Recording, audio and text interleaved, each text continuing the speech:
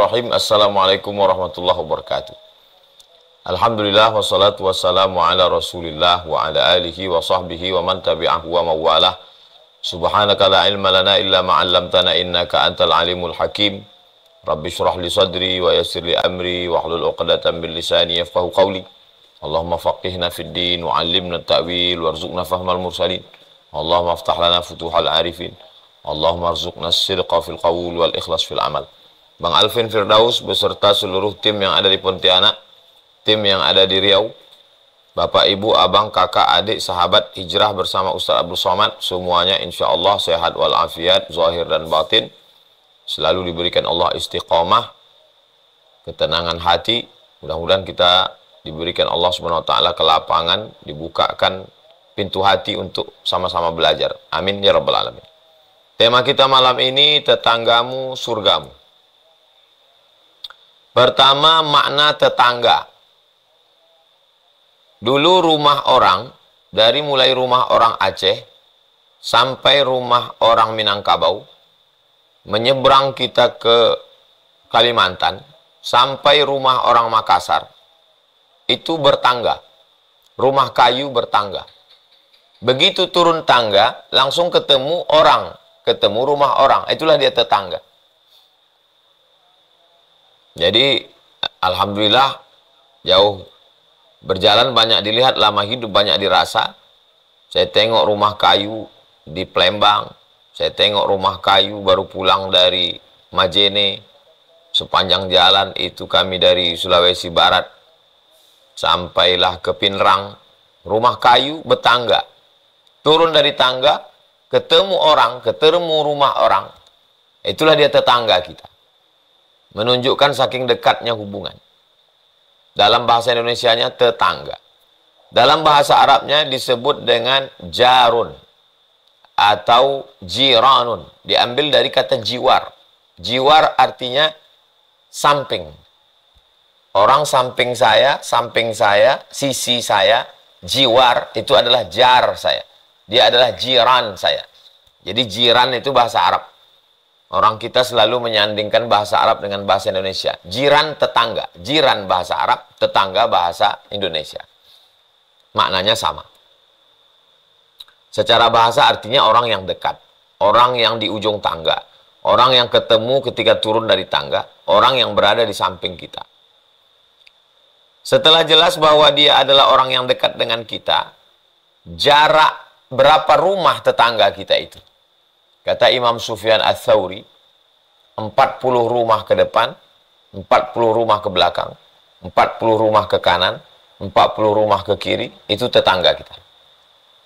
Nah, ini ijtihad ulama, tidak ada disebutkan dalam hadis. Dalam hadis hanya disebut dekat. Sedekat apa? Seberapa meter? Sebatas mana jauh batasnya? Jadi, ulama berijtihad karena tidak disebutkan dalam Al-Quran batasannya.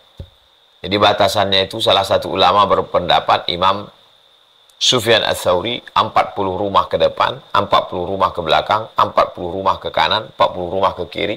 Ini semuanya tetangga kita. Di antara tetangga ini, ada lagi klasifikasinya. Tetangga ring 1, tetangga ring 2. Maka dalam surat An-Nisa, ayat 36. Wal jari zil qurba wal jaril junubi. Jar tetangga, zil qurba yang ada hubungan kerabat. Tetangga punya hubungan kerabat. Ayahnya dengan ayah dia adik beradik, berarti satu kakek. Kita menyebutnya sepupu.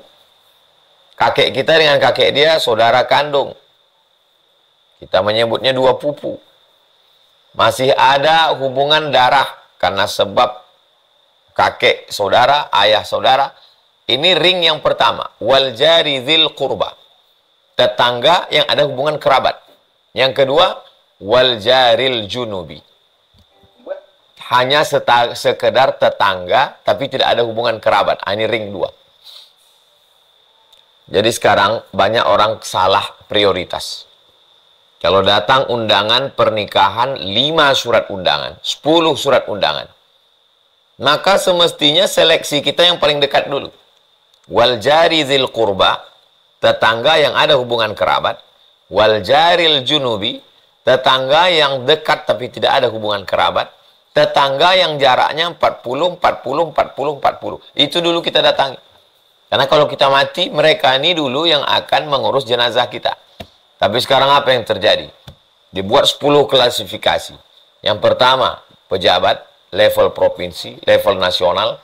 Kedua, level kabupaten kota. Ketiga, level kecamatan. Keempat, level kelurahan, desa.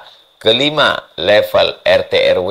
Keenam, orang kaya, sangat kaya, fakir miskin. Jadi standar kita sudah rusak. Malam ini kita mau mengkaji bagaimana dasarnya dalam ajaran agama kita. Dasar utama bukan karena jabatan. Dasar utama bukan karena kekuasaan. Dasar pertama bukan karena kemasyhuran. Bukan karena harta banyak orang kaya. Tapi standarnya adalah karena kedekatan. Setelah kita bahas maknanya, levelnya, lalu kemudian pembahasan berikutnya adalah apa saja yang dikatakan Nabi Muhammad SAW tentang tetangga ini. Yang pertama, man kana yu'minu billahi wal yaumil akhiri fala yu'zi jarahu. Siapa yang beriman kepada Allah dan hari akhirat, jangan menyakiti tetangga. Menyakiti tetangga dengan suara musik yang berdentam-dentum, anaknya baru lahir. Suara-suara kasar, caci maki, sumpah serapah. Menyakiti dengan tatapan mata, menyakiti dengan mengganggu keluarganya, dan menyakiti dengan tanaman. Ini tanah saya, betul, tapi daunnya dihembus angin. Menyakiti dengan memelihara binatang. Ini anjing saya, ini kucing saya, betul, tapi baunya, taiknya lepas pula. Ini sapi saya, ini kambing saya, memang betul, tapi tak ditambat. Berjalan di halaman rumahnya, terberak dia di situ. Hal-hal kecil sepele tapi merusak hubungan. Coba lihat, coba tengok. Iman kepada Allah, iman kepada akhirat dikaitkan dengan tetangga. Man kana yu'minu billah, siapa yang beriman kepada Allah, wal yaumil akhir, dan kepada hari akhirat, fala yu'zi jarahu, jangan menyakiti tetangga. Iman itu di hati, tak nampak, tak kelihatan. Menyakiti tetangga itu kelihatan. Bagaimana cara mengukur yang tidak kelihatan? Lihat bagaimana cara dia berinteraksi dengan yang kelihatan. Oh, dia itu orang yang beriman, imannya kepada Allah kuat. Dia yakin pada hari kiamat. Apa standarnya? Mana ada alat pengukur iman? Mana tahu kita apa yang ada dalam hati orang? At-taqwa hahuna, at-taqwa hahuna, at-taqwa hahuna, takwa itu di sini, takwa itu di sini, takwa itu di dalam. Bagaimana cara mengukur yang tak kelihatan, yang tak nampak, yang tak bisa ditangkap dengan panca indera? Cara mengukurnya, lihatlah dengan yang kelihatan. Salah satu yang kelihatan itu adalah bagaimana sikapnya kepada tetangga. Bukti orang beriman, fala yu'zi jarahu, jangan sampai menyakiti tetangga. Dari mulai lisan kata-kata sampai tangan. Al-muslim, siapa itu muslim? Man salimal muslimun, selamat orang lain, min lisanihi, dari lisannya, wayadih, dan tangannya. Tangan menggeser sempadan, batas. Ini tanah saya, ini tanah kamu. Belum sempat membuat parit, pagar belum sempat dibuat.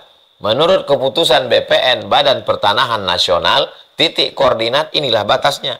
Malam-malam diambil tiang, digeser tiang pancang.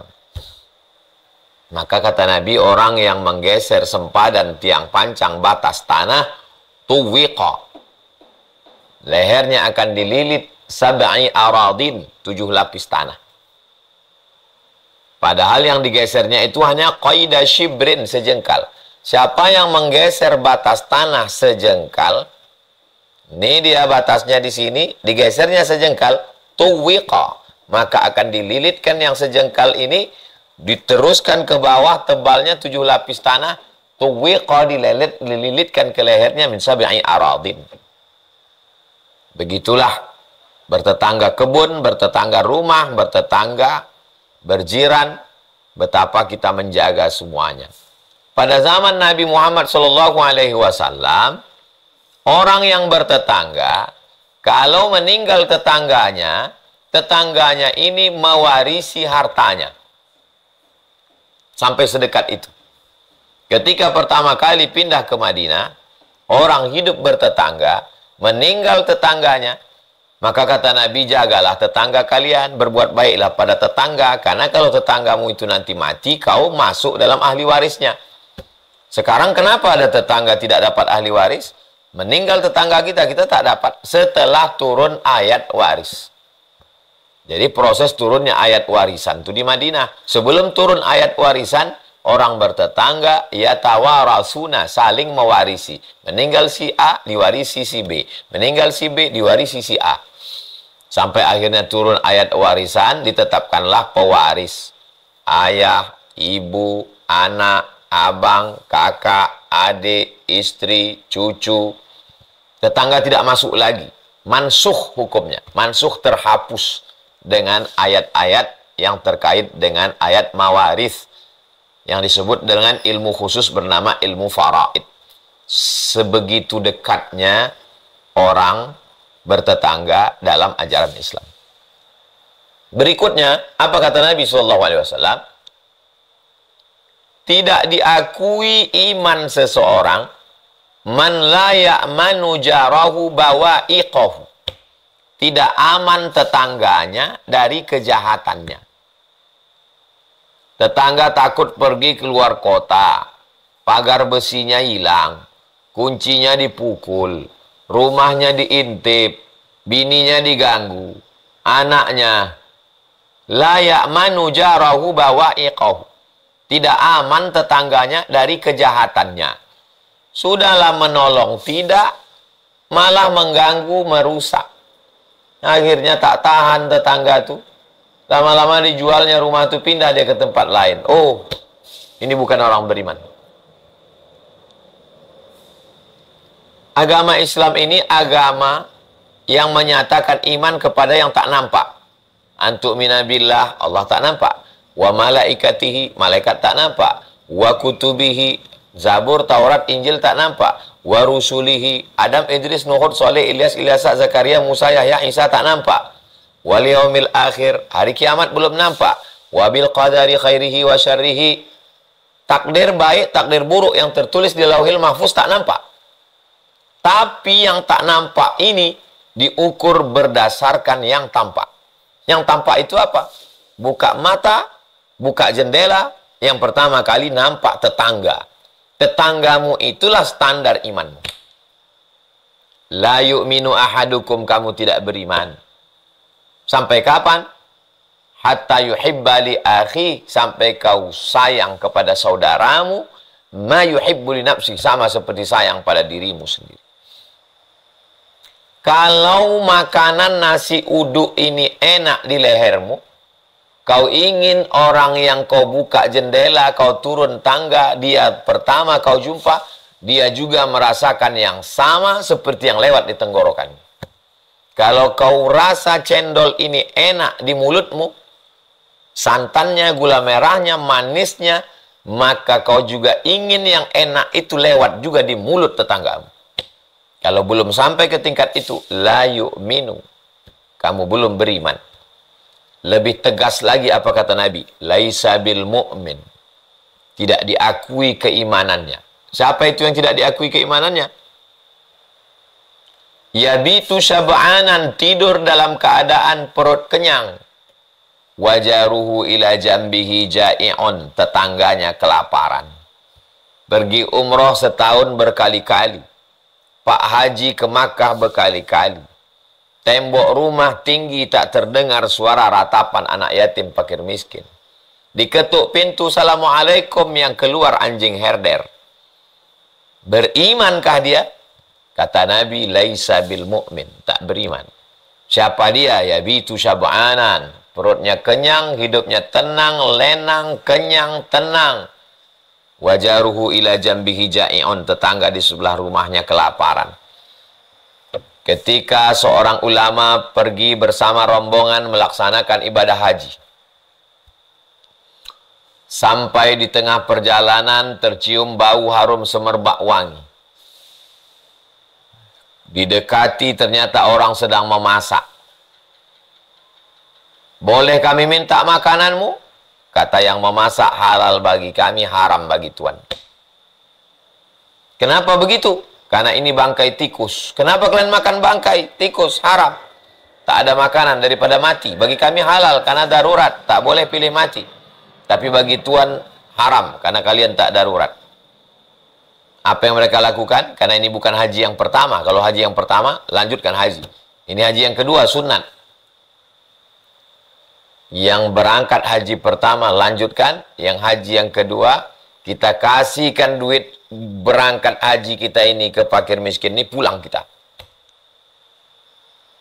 Lebih utama lagi membantu orang susah daripada melaksanakan haji untuk kedua yang ketiga.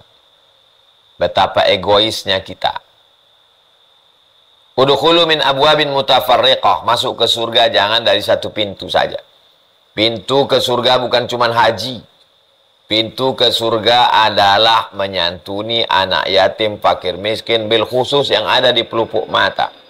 Assalamualaikum warahmatullahi, rumah kanan. Assalamualaikum warahmatullahi, rumah kiri. Bertetangga di rumah, bertetangga di masjid, bertetangga di kantor, bertetangga di tempat bekerja. Tak mau tahu. Apa kata Nabi SAW?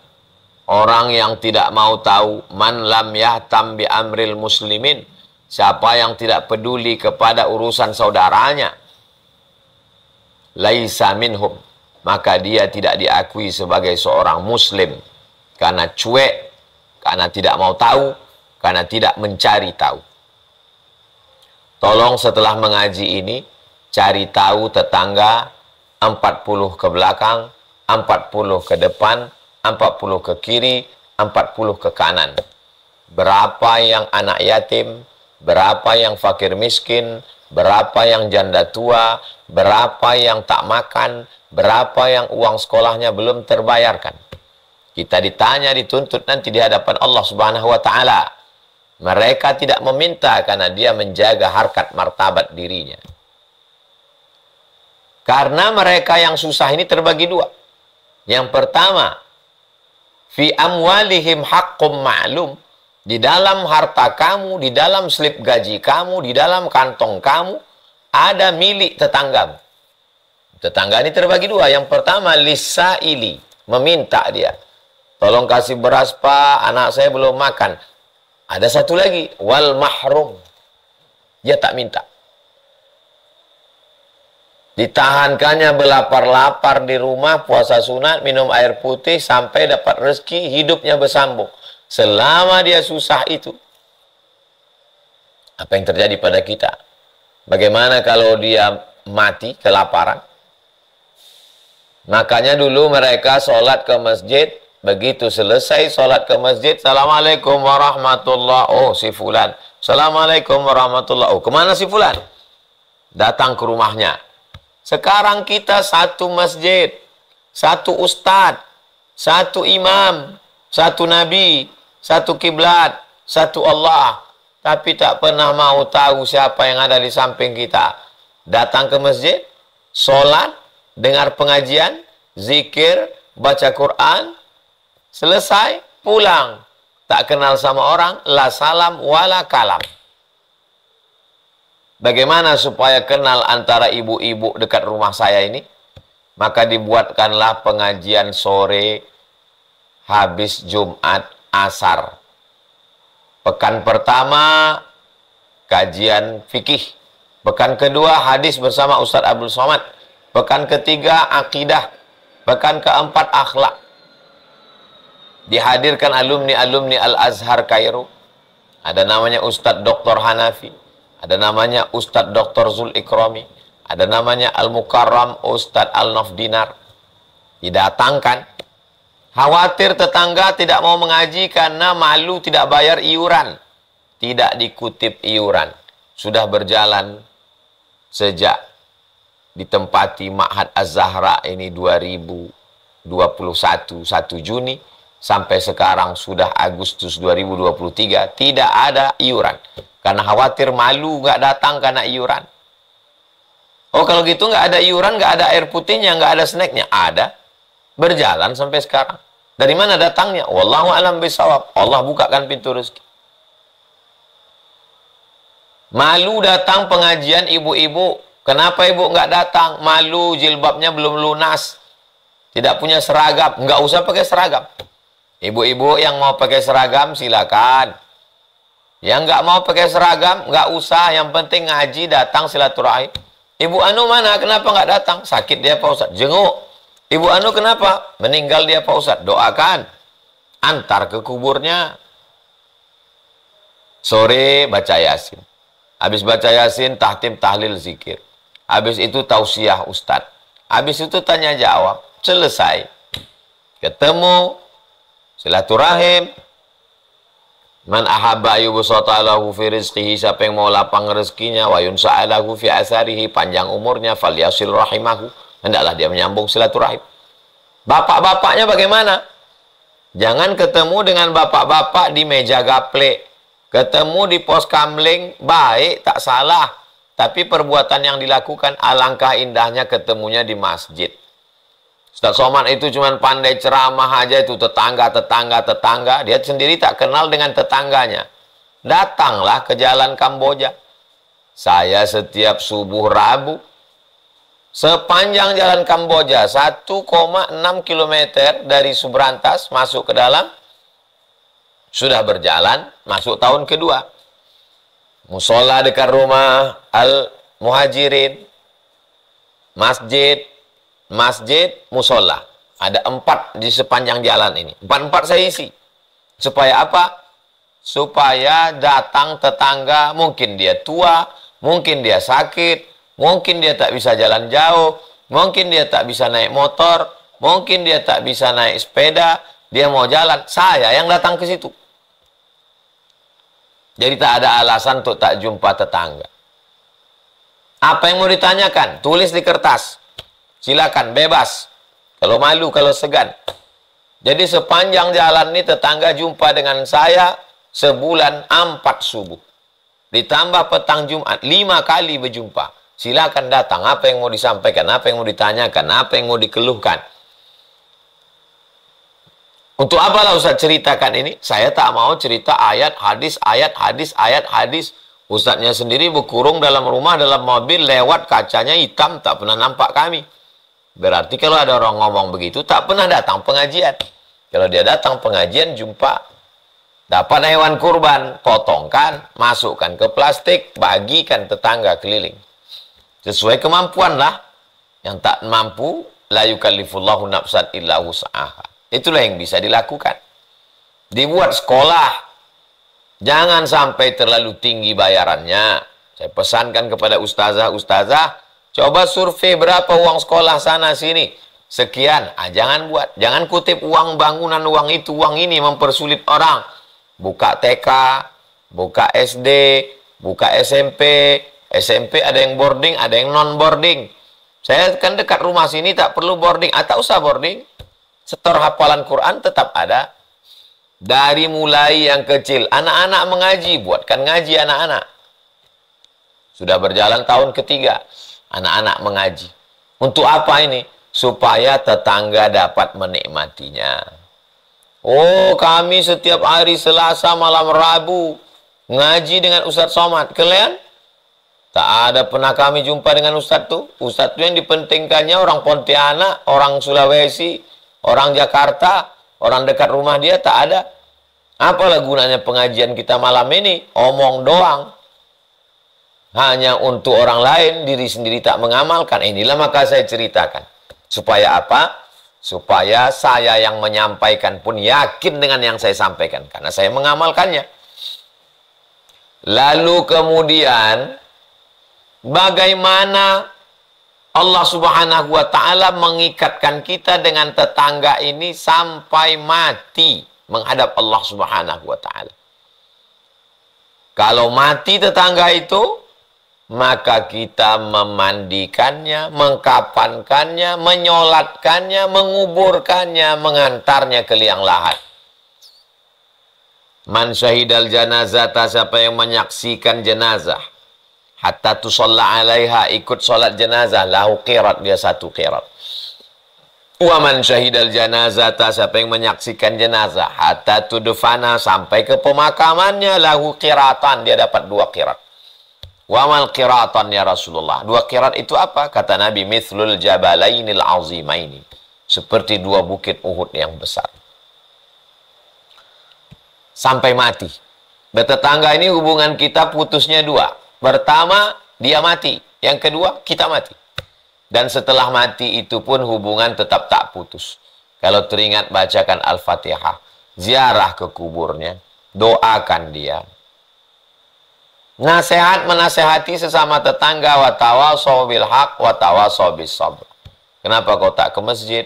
Kenapa tak datang wirid Yasin? Apa yang terjadi? Ada penyakit. Idza maridha, kalau dia sakit, fa'udhu, kunjungi. Idza mata, kalau dia mati, fa'atbi'hu, iringi jenazahnya. Doakan dia. Lahir anaknya, dianjurkan kita memotong kambing. Untuk apa? Mengundang tetangga.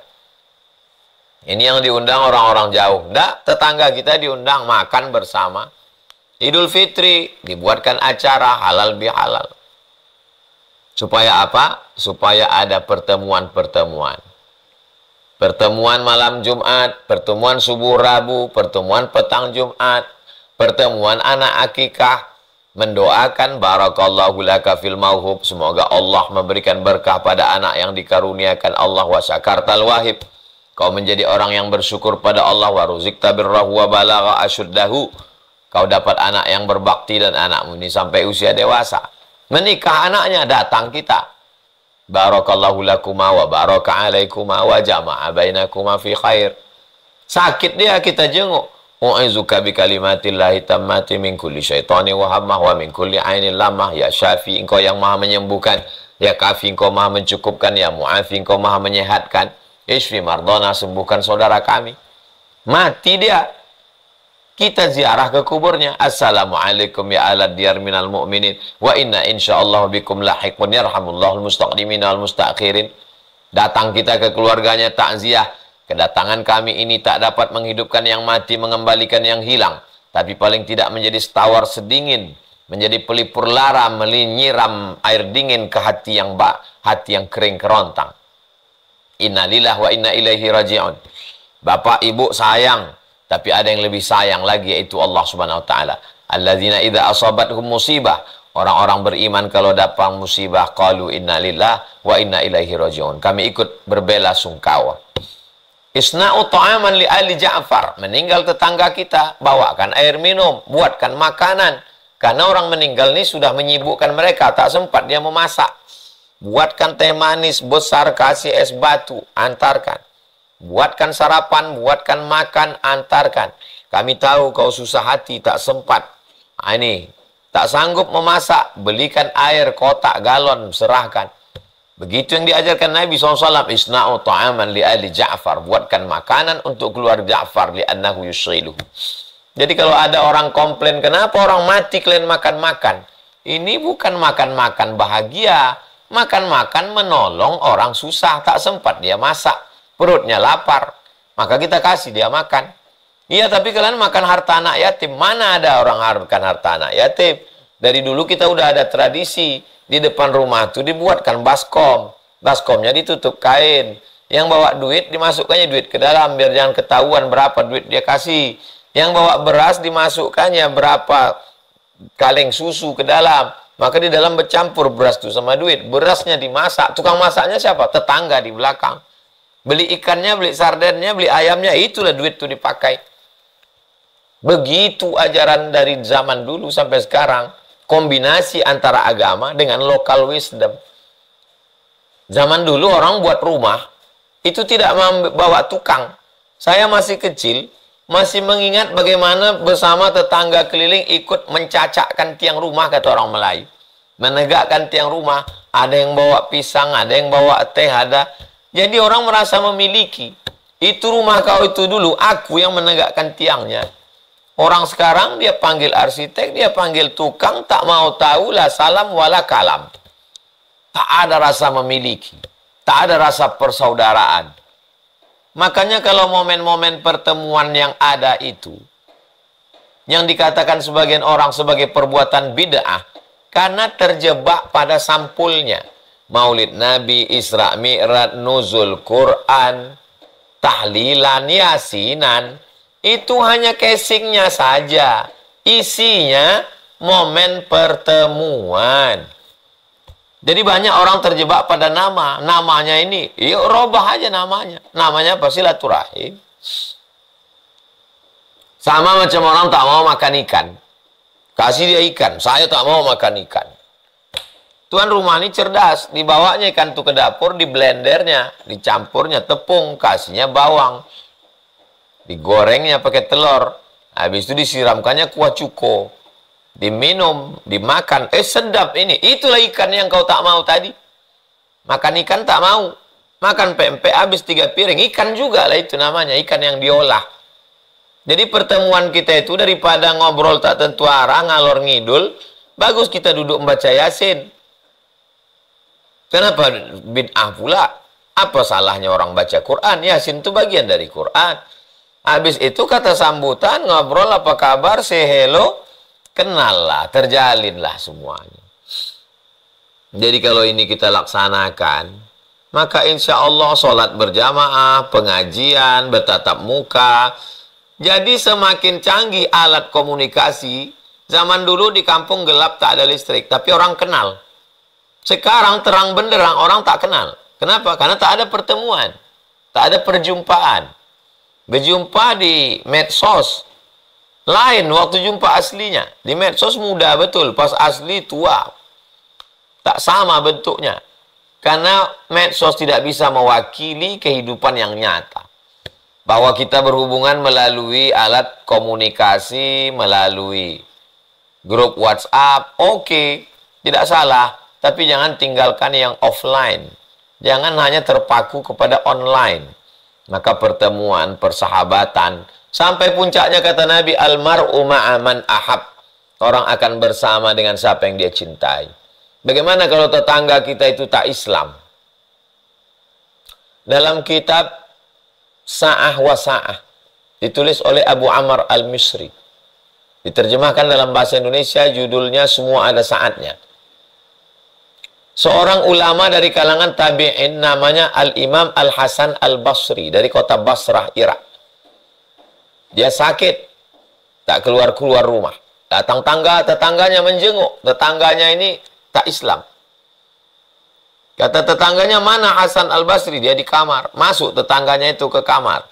Ditengoknya di kamar itu ada baskom menampung air dari atas. Rumah tetangganya ini di atas. Hasan Basri, ya. Itu apa itu yang di atas itu? Bocor, kata Imam Hasan Al-Basri. Bocor apa? Tak tahu, ku tampung airnya. Sudah berapa lama kau menampung air ini? Sudah isyrina sana, 20 tahun sudah aku menampung air.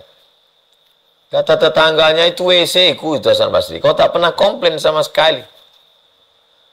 Aku tak tahu, kata Imam Hasan Basri. Pokoknya aku tampung. Apa yang mengajarkan engkau menjadi orang baik ini? Islam. Ini agama Islam itu, iya. Saksikanlah wahai Imam Al-Hasan Al-Basri. Asyhadu an la ilaha illallah wa asyhadu anna Muhammadar Rasulullah. Masuk Islam tetangga itu. Gara-gara kelembutan. Bukan Imam Al-Hasan Al-Basri menceramahi dia tiap hari datang ngajak masuk Islam, enggak. Dengan akhlaknya itu tertawan hatinya masuk Islam. Sekarang berapa banyak tetangga kita tak tertarik masuk Islam gara-gara menengok kita orang Islam. Salah parkir sikit aja di depan pagar, mengamuk keluar kebun binatang. Katanya Islam itu rahmatan lil alamin. Katanya Nabi Muhammad itu baik.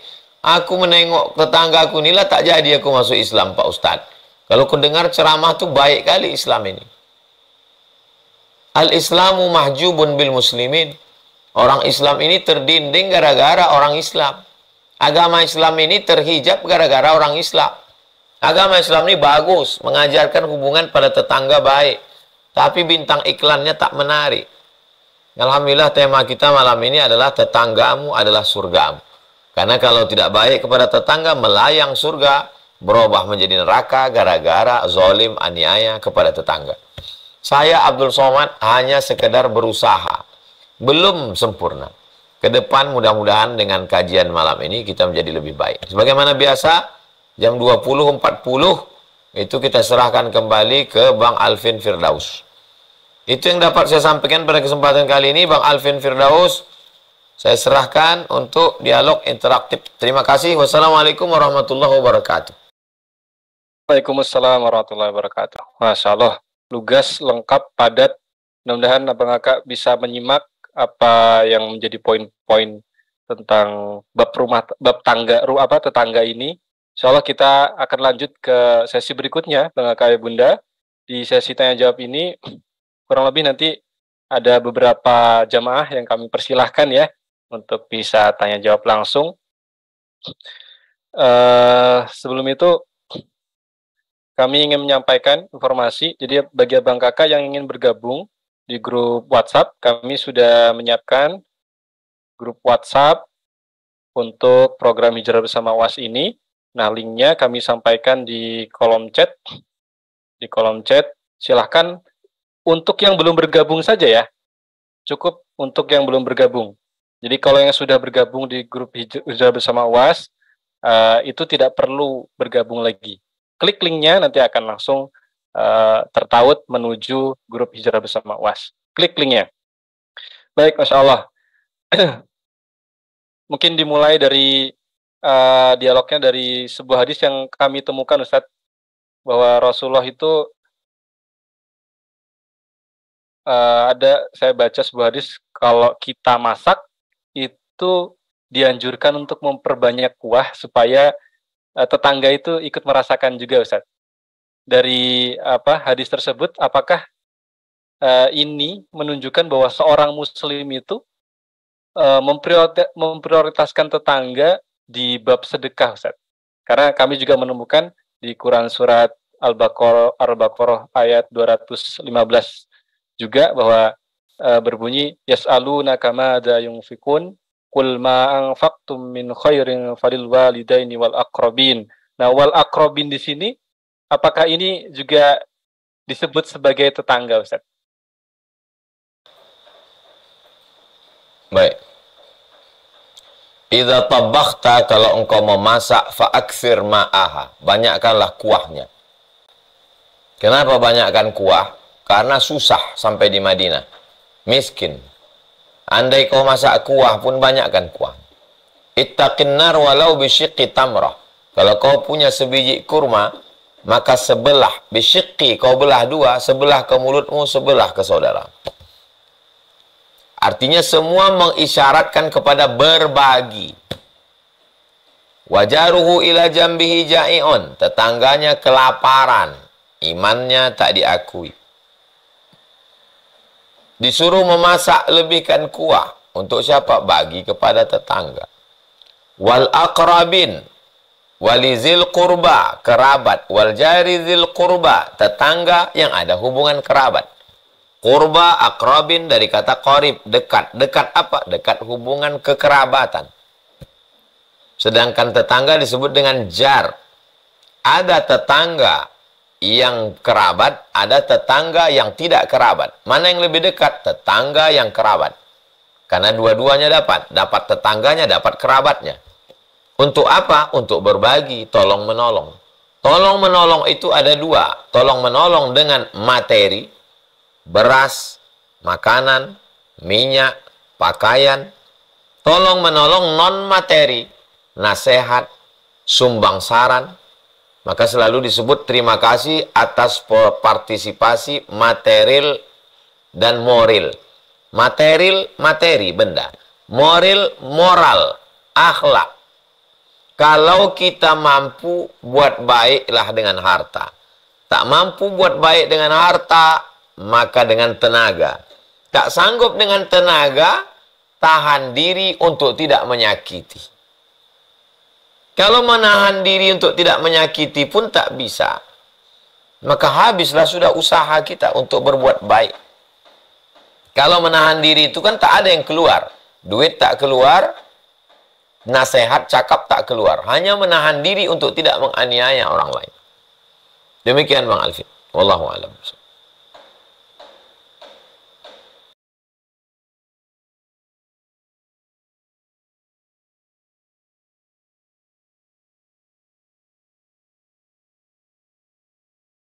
Apa Ustaz?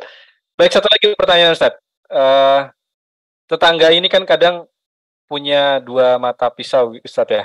Kadang ya alhamdulillah kalau kita bisa berjumpa dengan keluarga tetangga yang baik hati begitu.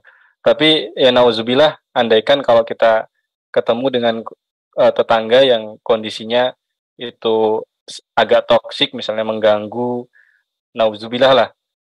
Seperti apa sikap kita sebagai seorang muslim, Ustaz, dalam menanggapi tetangga yang seperti itu? Apakah ya tetap berbuat baik saja, atau bolehkah kita misalnya bersikap acuh tak acuh mereka, ya sekedarnya sajalah, karena memang orangnya atau ya orang yang kita maksud ini cukup menyakiti kita gitu, Ustaz. Jaza'u sayyi'atin sayyi'atun misluha. Perbuatan buruk, maka balasannya buruk juga. Perbuatan jelek, balasannya jelek juga. Perbuatan jahat, balasannya jahat juga. Buruk balas buruk, jahat balas jahat. Faman afa wa aslaha. Siapa yang mau memaafkan, wa aslaha, dan berdamai, fa ajruhu 'ala Allah. Balasannya Allah yang nanggung. Tak disebutkan balasannya apa. Surprise.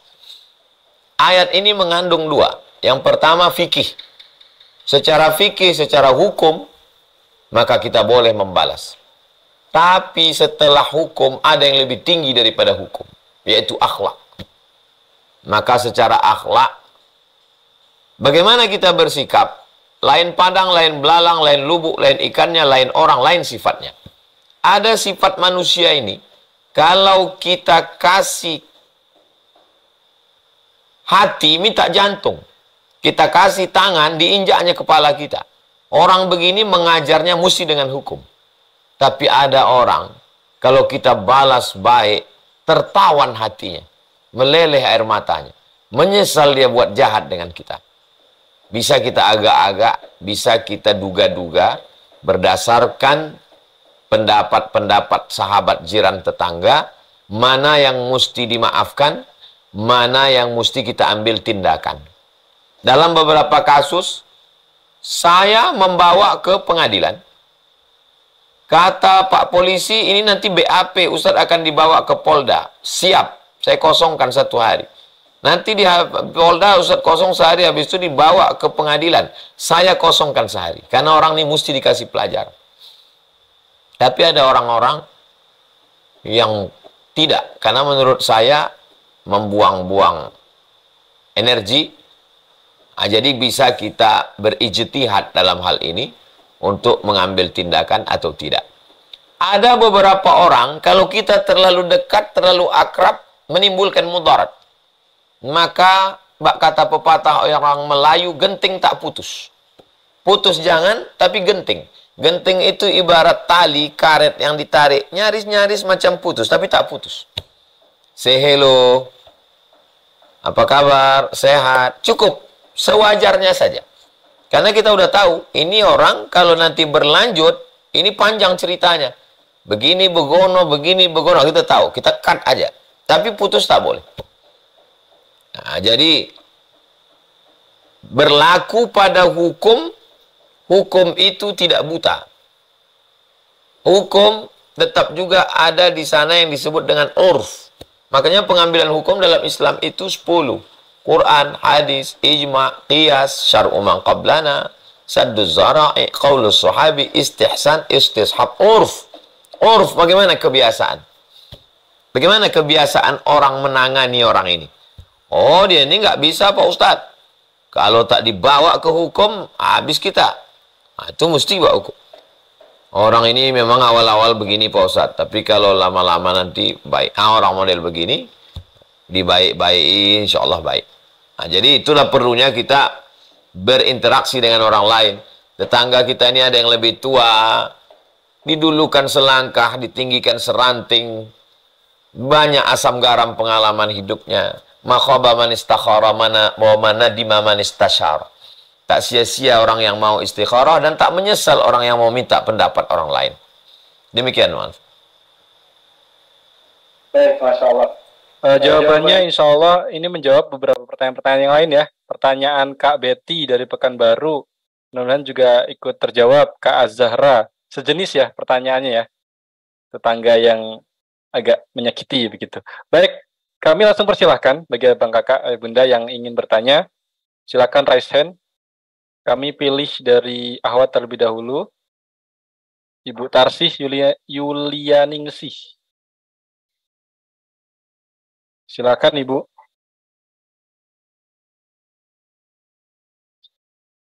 Mic-nya belum terbuka Ibu. Open mic-nya dulu. Nah. Assalamualaikum warahmatullahi wabarakatuh. Waalaikumsalam. Izin bertanya Ustadz, ini mengenai kebiasaan di kampung kalau ada orang meninggal kan suka bawa beras, itu yang punya beras bawa beras, kadang yang punya uang bawa uang. Terus kalau di kampung saya nih kebiasaan zaman orang tua dulu katanya, kalau orang bawa beras terus pulangnya si isi baskomnya itu diisiin uang sama pihak keluarga yang orang yang meninggal itu, katanya buat sodako orang yang meninggal kepada tetangganya itu, katanya itu gimana Ustadz menurut hukum Islam? Itu aja. Karena itu nggak bisa dihilangkan gitu. Padahal di Ustadz setempat saja udah menyarankan katanya itu nggak boleh nggak boleh diisi uang lagi katanya si baskom tempat berasnya itu katanya. Tapi pihak keluarga yang meninggal bilangnya ini buat sedekah orang yang meninggal itu kepada para tetangga yang takziah gitu. Ada hukum asal, ada praktek di tengah masyarakat. Saya ulang sekali lagi, ada hukum asal. Hukum asal di dalam kitab. Ada prakteknya di masyarakat. Hukum asalnya boleh jadi benar, tapi begitu sampai ke masyarakat jadi salah. Contoh, saya bersedekah kepada orang. Bersedekah air. Ini air untuk kamu. Pahalanya untuk almarhum ayah saya dan almarhumah emak saya. Perbuatan ini sunnah, baik. Mana dalilnya? Dalilnya sahabat Nabi namanya Sa'ad. Bertanya, ummi matat, emak saya mati meninggal. Afa atasaddaqu anha. Kalau saya bersedekah, apakah pahalanya sampai? Kata Nabi, tasaddaq, bersedekahlah engkau. Ayu sadaqatu afdal, sedekah apa yang afdal? Sakyul ma, ngasih air minum. Jadi perbuatan saya memberi air minum kepada orang, pahalanya untuk almarhum ayah saya, almarhumah emak saya. Perbuatan itu baik, sunnah, ada dalilnya. Tapi ketika sampai ke masyarakat, bisa jadi salah. Gimana ceritanya bisa jadi salah di masyarakat? Menjadi kebiasaan, kalau ada orang mati, maka disediakan duit di dalam baskom. Tamu yang datang ngambil duit sedekah dari orang keluarga yang mati. Yang jadi masalah, ketika yang meninggal ini orang miskin. Ayahnya mati, dia sendiri susah. Tapi kalau dia tidak buat, tetangga akan ngomong, ayahmu menderita karena kau tak bersedekah. Akhirnya dia ngutang. Inilah orang yang paling malang di atas dunia. Sudah jatuh ditimpa tangga, diterkam kucing. Sudahlah ayahnya mati, dia susah, ngutang pula lagi. Gara-gara cakap tetangga. Makanya dibuatlah pengajian di sana. Dibuat pengajian, tablik akbar, tanya jawab. Wahai orang-orang kaya di kampung ini, wahai tuan-tuan tanah, tuan-tuan takur, kalau kalian mau bersedekah, meninggal keluarga kalian, maka sedekah kalian sampai. Tapi jangan sampai dijadikan standar, sehingga semua orang kampung mesti menyiapkan duit dalam baskom. Jangan sampai kalian ngutang untuk buat bubur kacang hijau. Karena kalau tidak dibuat, maka perlunya Ustadz menjelaskan. Saya tidak akan pernah berhenti menjelaskan. Jangan susahkan keluarga mayat almarhum dengan permintaan macam-macam. Siapa yang bisa mengelola ini? Serikat Kematian BSKM. Serikat Tolong Menolong. Maka kumpulkan semua masyarakat, kepada bapak ibu yang kaya-kaya silakan sedekah untuk almarhum. Kepada yang menengah ke bawah, jangan khawatir, kami sudah iuran. Bulanan sudah kami kutip. Jadi kalau ada yang meninggal nanti, jangan pikirkan makan minumnya. Kami yang bawakan air, kami yang akan bawakan makanan. Tapi bagi yang kaya mau bersedekah, silakan. Maka insya Allah masyarakat terdidik dengan baik, yang kaya jadi rajin bersedekah, yang susah tidak terlilit hutang. Demikian, wallahu a'lam bishawab. Baik, terima kasih Ustaz. Baik, terjawab ya Ibu? Iya, terjawab. Terima kasih Ustaz. Afwan. Baik, kami pilih langsung dari Zoom. Ibu Mela. Mela Raika. Mangga Ibu. Assalamualaikum Ustaz. Semoga keluarga Ustaz diberkahi selalu dan sehat selalu. Amin. Begini Ustaz. Begini Ustaz, kami baru pindah dan saya sebetulnya senang bukan memelihara kucing tapi memberi makan kucing yang ke rumah gitu. Tapi saya tidak memeliharanya. Nah, kemudian di tetangga kami itu komplain karena kucing itu sering buang kotoran di jalan karena di sini sudah tidak ada lagi tanah-tanah untuk buang buang kotoran kucing gitu. Jadi mereka komplain dan suatu saat saya disodorkan kucing itu harus dibuang atau dibawa ke tempat lain atau ke pasar oleh tukang rongsokan gitu, dan saya sendiri malah yang harus bayar uang itu. Apakah saya berdosa membuang kucing itu atau gimana Ustaz? Terima kasih. Assalamualaikum. Waalaikumsalam warahmatullahi wabarakatuh.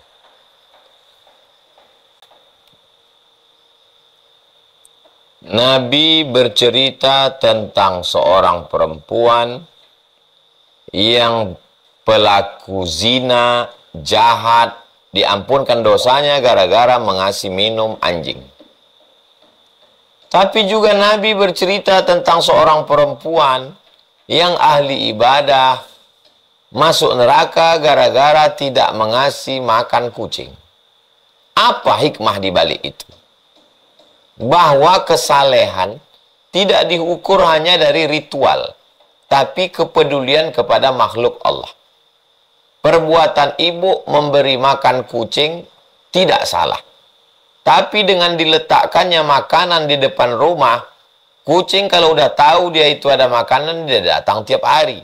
Habis dia makan di depan rumah ibu, dia akan angkat kakinya kencing di pagar tetangga. Habis itu dia lanjut lagi jalan Lalu kemudian perbuatan ibu yang baik dianggap menjadi tidak baik karena akar muasal perkara itu karena perbuatan ibu ngasih makan kucing. Jadi bagaimana solusinya? Disediakanlah satu tempat khusus. Kalau mau rawat kucing ini baik. Rawat kucing ini, kasih dia makan, ada komunitas pencinta kucing. Sehingga orang yang membuang anjing ke dalam sungai yang ada buaya ditangkap polisi. Apalagi kucing. Ada yang penyayang binatang, itu ada webnya, ada grupnya, ada pencinta-pencinta ini. Jadi kalau mau, pelihara betul-betul. Kalau setengah-setengah tak sanggup, cari suatu tempat. Biasanya kalau perumahan tetap ada fasum, fasilitas umum. Maka letakkan di situ satu tempat khusus yang tidak kena pasir supaya makanannya tak kotor, makanan, maka kucing liar, kucing liar makan di situ. Begitu juga perilaku kita terhadap burung. Di Turki ada satu tradisi, menjelang musim dingin, orang ramai-ramai ke tepi hutan meletakkan gandum. Kenapa? Karena musim dingin nanti gandum-gandum di kebun gandum mati. Maka burung-burung akan pergi ke tempat itu untuk mencari makan. Beda sama tempat kita, tak ada musim dingin. Jadi setiap daerah punya tradisi untuk peduli kepada hewan. Ibu jangan berhenti buat baik hanya karena ada orang tak baik. Kalau berhenti kita buat baik gara-gara orang tak baik, lalu apa beda kita sama dia? Teknisnya saja dirubah. Cari tempat yang terbuka, tanah lapang, sehingga kalau kucing itu habis makan di situ, tak lama setelah itu dia berjalan, belum sampai ke rumah orang, maka dia di rumput-rumput, di pasir. Nah ini, jadi teknisnya saja. Mudah-mudahan perbuatan baik ibu, fi kulli kabidin ratbin sadaqah, dalam setiap hati yang basah. Ya Rasulullah, apakah perbuatan kami pada binatang ini ada pahalanya? Kata Nabi, fi kulli kabidin ratbin sadaqah. Perbuatan baik pada setiap hati yang basah bernilai sedekah. Kucing itu hati yang basah. Bahkan Nabi menyebut hadis tentang kucing. Maka perbuatan ibu tetap istiqomah, teknisnya saja dirubah. Demikian, wallahu a'lam bishawab.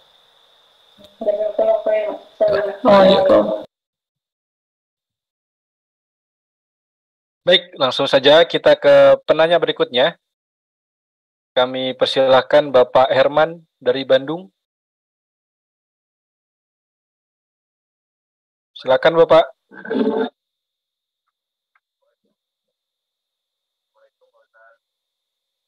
Kurang dekat Bapak, suaranya kecil. Waalaikumsalam warahmatullahi wabarakatuh.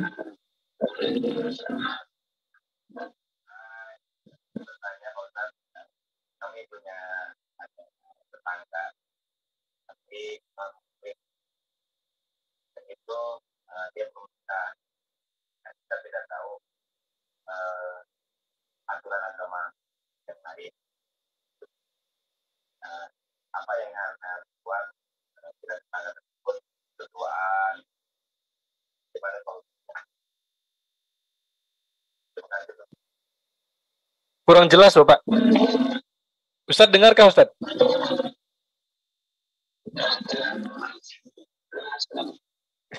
Kami pun nggak jelas nih sampai sini.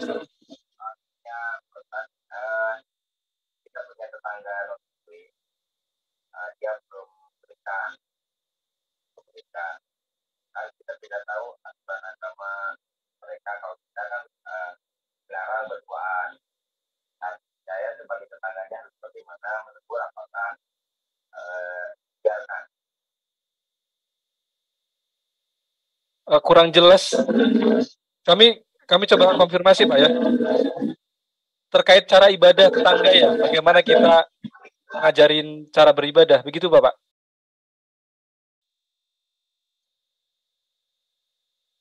Mic-nya kurang jelas. Dulu Pak. Nah, ini jelas, Ya. Assalamualaikum. Gini Pak Ustaz, saya ulangi lagi. Kita punya tetangga non Muslim yang belum menikah, karena kan kita tidak tahu aturan agamanya mereka. Tapi kita sebagai non Muslimnya, kalau kita kan berduaan belum nikah kan nggak boleh. Kita harus bagaimana menyikapinya? Karena lihat berduaan seperti itu, apakah boleh kita menegur apa bagaimana?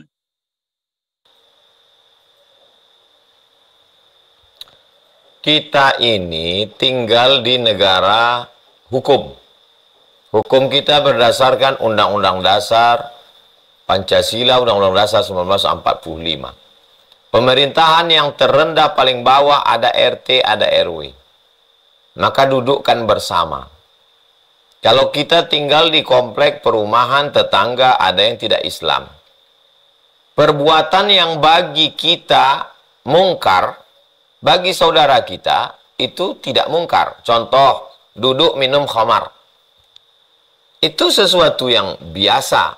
Tapi bagi kita itu perbuatan mungkar. Jadi kalau kita duduk bersama, kita menemukan solusinya. Mungkin kalau mau duduk kongko-kongko, mungkin di dalam rumah. Atau di rumah yang ada terasnya tertutup, sehingga tidak dilihat oleh anak kita, saudara kita yang perempuan. Begitu juga masalah berdua-duaan. Mungkin kalau perbuatan itu di depan mata kita sebagai orang muslim yang taat beragama, maka kalau dia mau, Jadi dalam rumah dia, kita tidak urus perbuatan orang dalam rumah orang. Ini pagar rumah dia, dalam rumah dia. Tapi saya rasa tidak ada saudara kita yang non-muslim membiarkan anak gadisnya melakukan perbuatan free sex, seks bebas. Itu nggak ada. Karena tidak ada fitrah naluri seorang bapak yang mengizinkan anak gadisnya, anak perempuannya melakukan dia mereka tetap juga ada aturan pernikahan. Jadi secara etika moral, jadi tidak semuanya bisa diselesaikan dengan aturan agama kita. Karena saudara kita ini bukan di dalam lingkaran kita. Nah, maka kita sampaikanlah kepada pemerintahan terendah yang ujung tombak, Pak RT, Pak RW, tolong dudukkan masalah ini. Sehingga dibuatlah aturan. Aturan itu dibuat untuk kemaslahatan bersama. Itulah pentingnya musyawarah, duduk. Diangkat, RT itu diangkat kita yang milih. Pilihan kita. Mudah-mudahan solusi ditemukan dengan bermusyawarah. Makanya salah satu dari Pancasila itu adalah permusyawaratan. Kita mengenal ada namanya musyawarah mufakat. Demikian. Wallahu a'lam bishawab.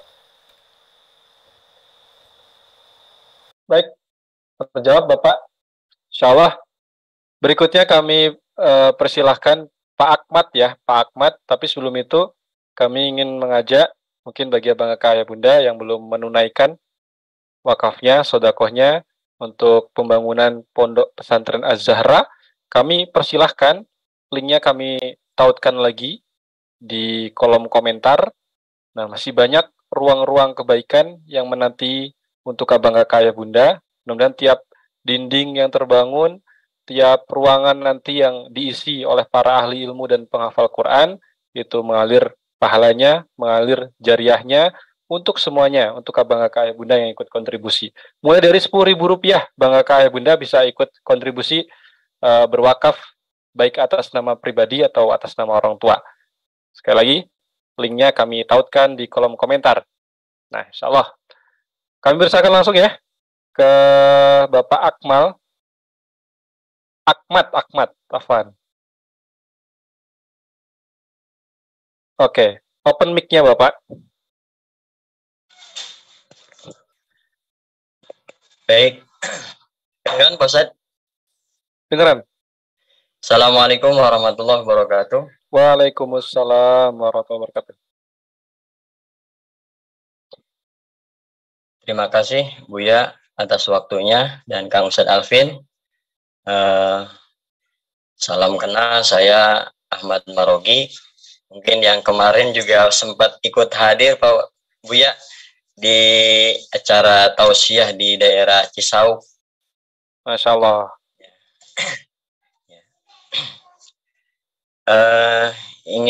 Saya ingin bertanya sama Buya, mungkin mengenai tetangga ya. Jadi tetangga di sini masih termasuk kerabat atau keluarga. Ini masih terhitung tetangga ya Pak Ustadz ya. Yang ingin saya tanyakan, bagaimana cara membangun kekeluargaan untuk sama-sama membangun majelis taklim. Kebetulan di rumah gitu ya, di rumah sendiri memang ada majelis taklim Pak Ustadz, Buya. Terkadang mungkin ini hanya suudzon saya kali ya, ketika ingin sama-sama membangun bersama keluarga, ada salah satu dari adik saya atau siapa ya, kemudian ketika kita mau memulai untuk memprogram daripada majelis taklim, ya ternyata tidak sinkron Bu ya, gitu ya. Tidak sinkronnya emang karena mungkin si ini adik saya pengennya seperti ini, saya seperti ini gitu. Nah ini yang saya ingin tanyakan, bagaimana solusinya supaya kita bisa sama-sama membangun untuk terutama jariah yang diwariskan oleh orang tua gitu ya. Memang ini intinya ingin melanjutkan daripada perjuangan pengajian yang ada di majelis taklim tersendiri. Itu aja, terima kasih Bu ya.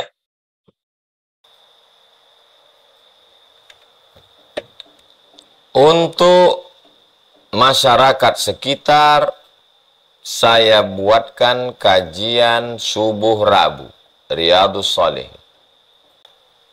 Untuk ustazah, yayasan, guru, semuanya tim, kumpul hari Kamis, malam Jumat, awal bulan, baca Yasin. Habis baca Yasin, awal Al-Baqarah, tengah Al-Baqarah, ujung Al-Baqarah, Qul huwallah 3 kali, Qul bil falaq sekali, Qul bin nas sekali, Al-Fatihah, zikir la ilaha illallah, berdoa, makan. Untuk teman-teman seangkatan saya sebelum ke Mesir, angkatan 96, rumah siapa yang bisa bulan ini? Rumah si Anu. Datang, kumpul duit, makan, baca. Kita baca kitab Imam Al-Ghazali. Dapat 2-3 baris, yang penting kumpulnya. Baca ini hanya sekedar ngambil barokah ngaji. Baca, tanya jawab, makan, pulang. Untuk angkatan ke Mesir 98, kami angkat ketua, kemarin di Jakarta ketemu. Nanti ketemu lagi di rumah siapa. Untuk angkatan pondok, baru tadi WA-nya masuk. Kapan kita ketemu? Saya bilang, saya sebulan ada waktu 20 jam. Sebelum khutbah Jumat, ba'da Jumat, malam Sabtu, Sabtu subuh. Pilihlah antara 5. Yang penting ketemu, silaturahim. Ngaji, tanya jawab, ngobrol, cerita, tak usah terlalu formal-formal. Jangan memikirkan yang tak perlu dipikirkan. Jadi kalau ada orang 10 yang setuju 7, yang setengah-setengah 2, yang 1 menolak, kenapa kita mesti gagal batal hanya gara-gara upil-upil ini? Kalau saya hiraukan itu. Saya tak pernah memikirkan yang tak perlu dipikirkan. Saya jalan saja. Saya macam kereta api di atas rel. Saya jalan aja. Orang mau datang, datang. Orang mau tidak. Ini ikhtiar saya supaya saya lepas ketika ditanya Allah. Dan kemudian saya berdoa. Selesai. Saya tidak pernah ada mengganggu pikiran saya. Tapi pertemuan-pertemuan ini saya buat. Pertemuan lingkungan, pertemuan yayasan, pertemuan dengan teman-teman alumni Azhar, pertemuan dengan kawan seangkatan, ketemuan pondok, semua saya buat. Supaya waktu saya ceramah, dia tidak menendang ke dalam. Kok cuman pandai ngomong. Demikian usaha ikhtiar kita. Wallahu a'lam bishawab. Baik. Mungkin masih ada 2 atau 3 pertanyaan lagi. Kami lanjutkan ke Ikhwan, ke Ahwat ya, ke Ahwat. Ahwat dulu. Ibu Ayu Susanti. Oke. Open mic-nya Ibu. Ya. Assalamualaikum. Terdengar jelas nggak? Gema Ibu. Ibu, Afan, device-nya 1 saja. Itu device-nya Ibu double. Perangkatnya cukup 1 saja Ibu. Yang satunya dijauhkan. Jadi nggak perlu ada laptop atau HP, salah 1 saja. Itu kalau disandingkan jadi bergema. Nah, salah 1 saja Bu ya. Nah, silakan open mic-nya.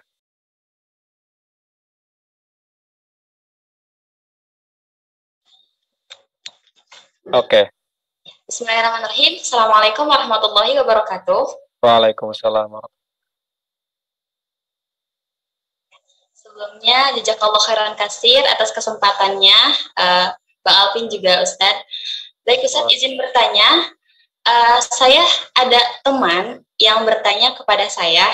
Jadi teman saya ini, dia bekerja menjadi pembina asrama, kurang lebih begitu Ustadz, di sebuah yayasan.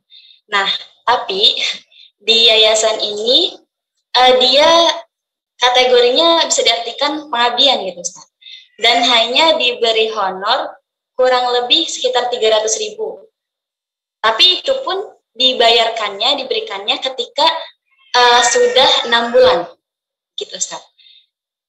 Jadi otomatis dia itu benar-benar Masya Allah banget ya, karena nggak dapat makan Ustaz di yayasan tersebut. Jadi semua biaya itu udah segitu aja gitu Ustaz. Sampai 6 bulan itu.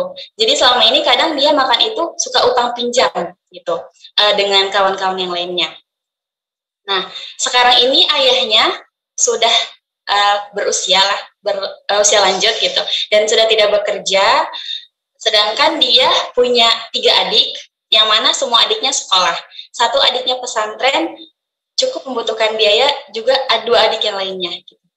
Tapi orang tuanya ini hanya ingin si anak ini tetap berada di yayasan tersebut, walaupun dengan gaji kecil. Sedangkan si teman sayanya, dia memikirkan keluarganya gitu Ustaz. Juga adik-adiknya yang sekolah. Lantas dia bertanya, gimana kalau misalkan saya pindah cari kerjaan yang lain demi kebaikan bersama untuk kebutuhan keluarga, tapi bagaimana dengan ridho orang tua saya? Karena orang tua saya tidak ridho jika saya pindah dari yayasan ini. Kurang lebih begitu, Ustaz. Jangan kecintaan kita kepada agama dieksploitasi orang. Jangan kecintaan kita kepada guru mengeksploitasi orang. Agama Islam ini agama keseimbangan antara akal dengan hati. Rasional. U'tul ajira ajrahu qabla an yajiffa araquhu. Berilah upah pekerjamu sebelum kering keringatnya.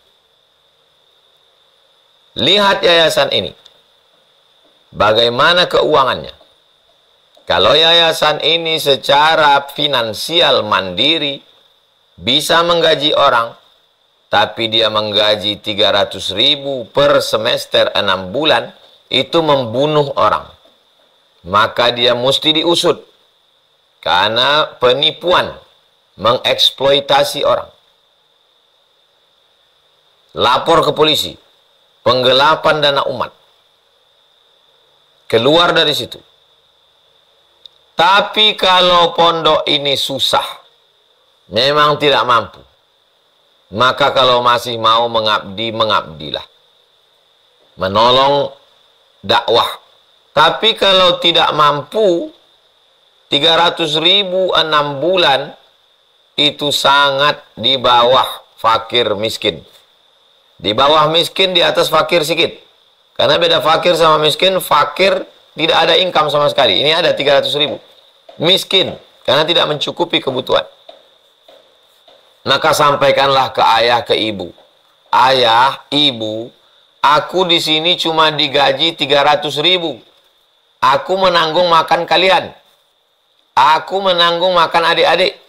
Kalau begini terus mati kita. Maka berbakti sama kalian, aku sudah cukup berbakti. Untuk mencari rezeki nafkah ini, aku mesti mencari duit di tempat lain. Pengabdian udah cukup udah. Potongkan video ini, tontonkan sama dia. Ini banyak orang-orang baik, lurus, lugu, culun, dieksploitasi. Orang Indonesia ini, dari Sabang sampai Papua, baik-baik, sopan-sopan. Itu diakui sendiri oleh jamaah haji dari berbagai negara yang ada. Saya kalau udah ketemu sama orang Maroko, Minen, dari mana? Indonesia. Indonesia, Indonesia Mizian. Indonesia. Indonesia Mizian, Indonesia. Kata orang Mesir, Indonesia Kuais. Dari mana mereka tahu Indonesia ini baik-baik? Dari ketemu waktu di Makkah. Sopan, luar biasa orang Indonesia. Orang Asia, Malaysia, Brunei Darussalam, Patani, Thailand Selatan, Moro. Tapi jangan mau dibodoh-bodohi orang, dieksploitasi orang. Rasional berpikir. Jelaskan pada orang tua. Demikian, wallahu a'lam bishawab. Kami persilakan terakhir kepada Bapak Heri Fahrizal Sukabumi. Ya, terima kasih. Alhamdulillah, Pak Ustadz. Maaf nih sebelumnya, Pak Ustadz itu pernah tablik ya di Sukabumi, di SMA, SMKN. Saya dalam kesempatan ini saya juga meminta maaf ke Pak Ustadz, minta ridhonya. Waktu itu saya cium tangan Pak Ustadz, tapi kemudian saya tarik karena saya saking bahagianya bisa mencium tangan Pak Ustadz ya. Apa? Itu saya minta maaf. Yang kedua, pertanyaan kedua saya mohon maaf ya, mohon ridhonya juga. Kemudian pertanyaan kedua saya, bagaimana ketika ada seseorang yang hidup bersama orang tua tiri, kemudian suatu hari ada masalah dengan orang tua tirinya, dan anak itu juga menyadari bahwa dia sudah melakukan kesalahan, kemudian dia WA ke orang tuanya itu untuk meminta maaf orang tua tirinya. Dibaca oleh orang tua tiri itu bahkan sampai pernah menjawab, jangan dulu ke rumah karena karena situasi belum kondusif.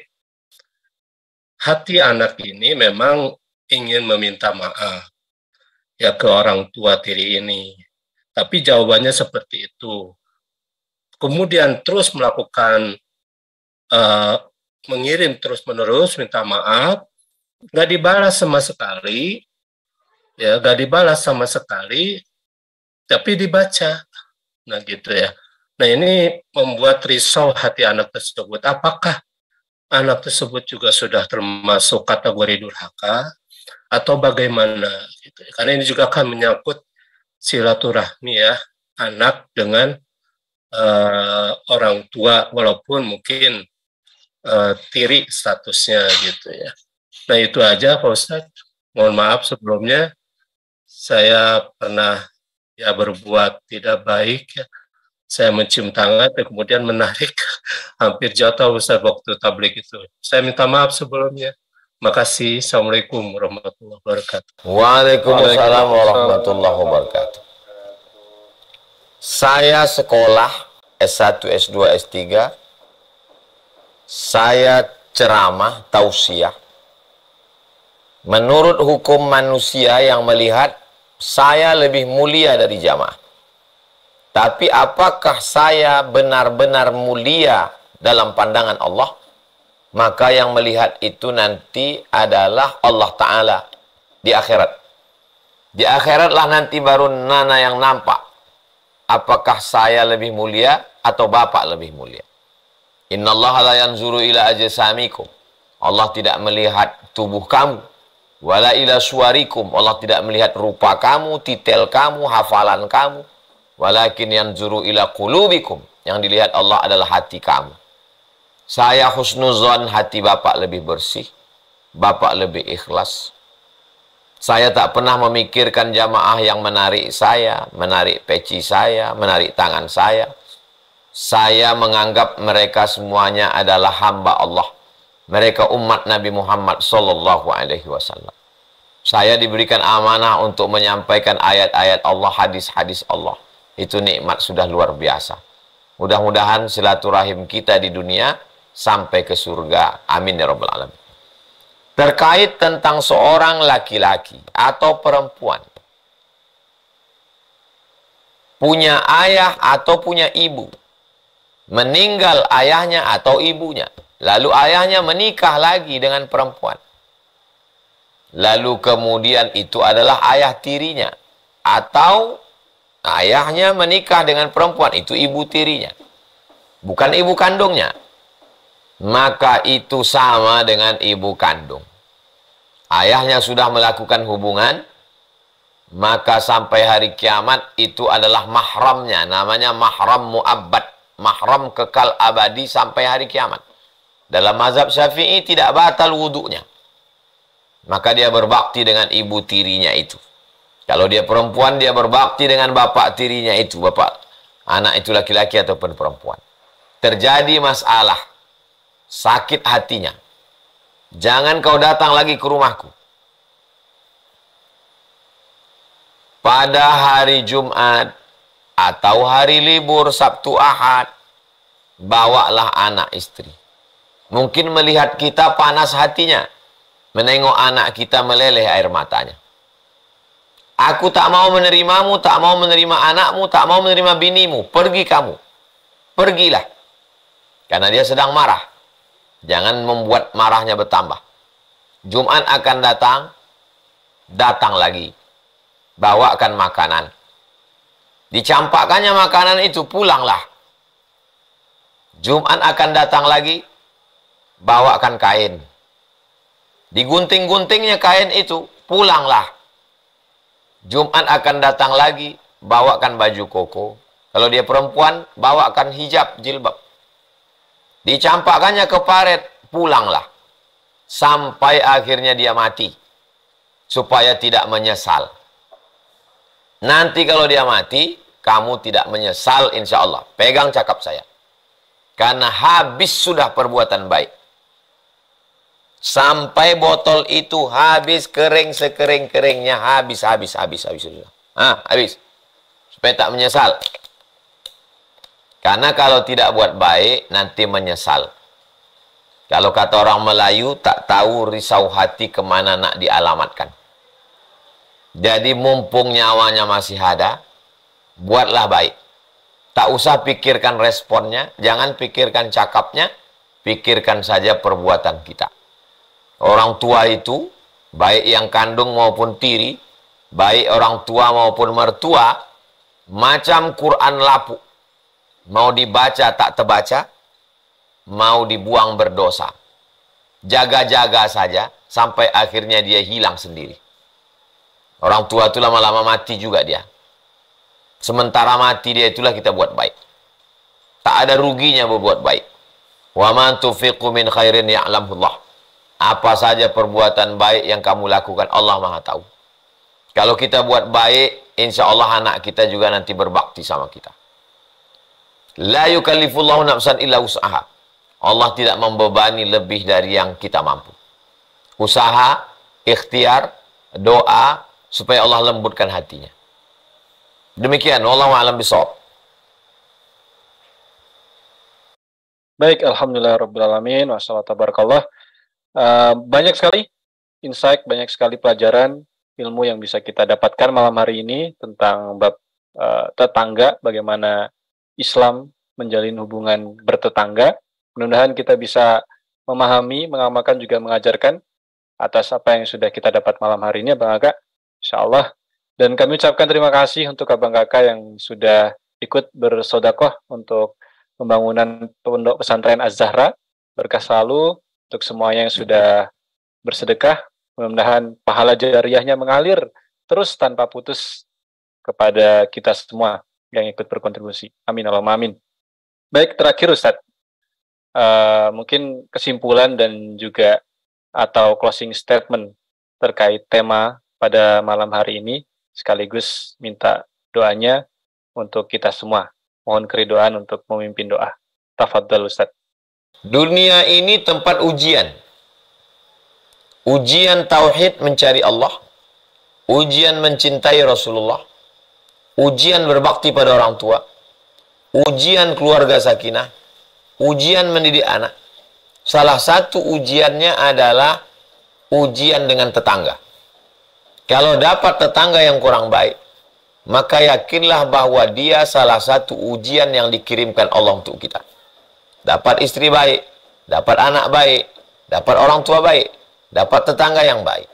Dapat tetangga tak baik, berarti dia bagian dari ujian yang diberikan Allah. Dapat tetangga baik, ujian untuk mensyukuri membalasnya. Dapat tetangga tak baik, ujian untuk sabar dan mengarahkannya, mendakwahinya, dan seterusnya.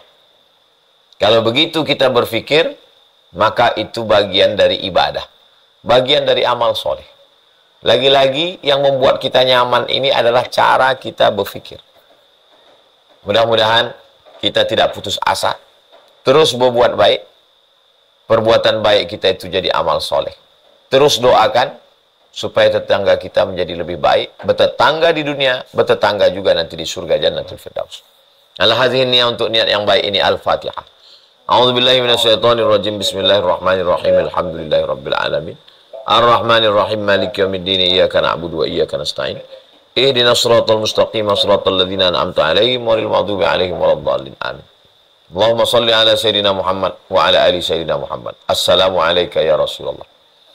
Allahumma ja'alna minal mutahabbina bi jalalik. Jadikan kami orang yang berkasih sayang karena Engkau. A'udhillana tahta zilli arsyik. Berikan kami naungan di bawah singgasana arasy. Yauma la zilla illa zilluk. Hari itu tak ada tempat bernaung kecuali Engkau. Ya Latif, ya Latif, ya Latif. Engkau yang maha lembut, ultuf bina. Lembutkan hati kami, lembutkan hati tetangga kami. Ya Azim, Engkau yang maha agung, maha mulia.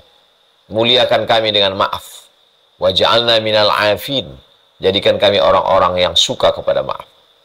Allahumma innaka afuun, Engkau maha pemaaf. Tuhibbul afwa, Kau cinta pada maaf. Fa'fu anna, maafkan kami. Jadikan kami orang yang suka memaafkan orang lain. Allahumma aftah bainana wa baina qaumina bil haqqi wa anta khairul fatihin. Bukakan jalan, bukakan solusi antara kami dan orang-orang yang bermasalah dengan kami. Karena Engkaulah yang sebaik-baik pembuka. Ya Fattah, Engkau maha pembuka. Iftah qulubana. Bukakan pintu hati kami, bukakan pintu hati tetangga kami, saudara kami, kawan kami, untuk menjadi orang baik. Allahumma hdi qaumana fa innahum la ya'lamun. Kalau dia sudah baik, buat dia istiqamah. Kalau dia kurang baik, maka robahlah dia menjadi yang baik. Innama amruhu idza arada syai'an ayakula lahu kun fayakun. Engkau yang tiada kesulitan bagimu. Engkau cukup mengatakan kun fayakun. Kami tahu ya Allah, Engkau hanya cukup mengatakan kun fayakun. Semua tetangga kami yang tak baik jadi baik. Engkau hanya ingin menguji usaha kami. Engkau hanya ingin menguji doa kami. Ya muqallibal qulub, Engkau yang membolak-balikkan hati, sabit qulubana, kokohkan hati kami ala dinik, dalam agamamu, wa ala ta'atik, dalam ketaatan kepadamu. Rabbana atina fid dunya hasanah wa fil akhirati hasanah wa qina azabannar. Wa sallallahu ala sayyidina Muhammad wa ala alihi wasallam walhamdulillah rabbil alamin. Terima kasih Bang Alvin Firdaus beserta seluruh tim di Pontianak, seluruh tim yang ada di Riau, Bapak, Ibu, Abang, Kakak, Adik semuanya tetap istiqomah, tetap ngaji, ibadah, tauhid, sucikan dari syirik, bersihkan hati dari riya dan sum'ah, saling mendoakan. Mudah-mudahan Allah selalu menjaga kita. Terima kasih. Wassalamualaikum warahmatullahi wabarakatuh.